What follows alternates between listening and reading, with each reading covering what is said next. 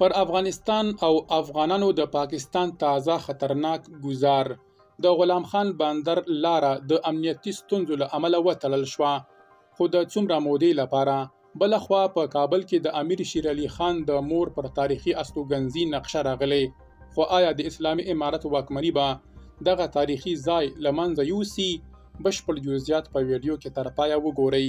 پاتمنو لیدونکو ستړي مه شئ.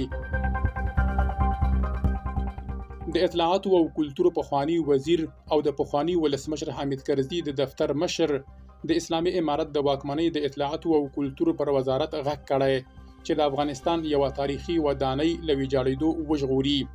عبدالکریم خرم پر خپل ایکس لیکلي چې د کابل په د مزنګ سیمه کې د علم او جهل څلي ته مخامخ د امیر دوست محمد خان ښوونځی دی چې ودانۍ د تاریخي ابداتو په ډله کې راځي. ښاغلي خرم لیکلي چې د یو معاصر تاریخ لیکونکي له خولې دغه ودانۍ د امیر دوست محمد خان د میرمنې او د امیر شیر علي خان د مور بیبي حلیمې استوګنځی و چې امیر د کابل سیند پر غاړه ورته جوړ کړی و.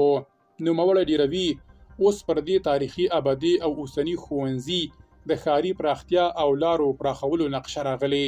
هغه هیله ښودلې چې د دغې واکمنۍ د کابل ښاروالي تاریخي ارزښت ته په پام ساتلو کې توجه وکړي.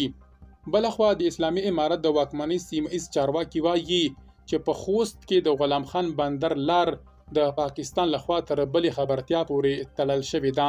په خوست کې ولایتي ویاند وایي وړمه شپه د غلام خان بندر د کمیسارۍ چارواکو ته د پاکستان لخوا خبر ورکړل شوی چې دا لار د امنیتي ستونزو له امله تر نامعلومې مودې پورې بنده ده.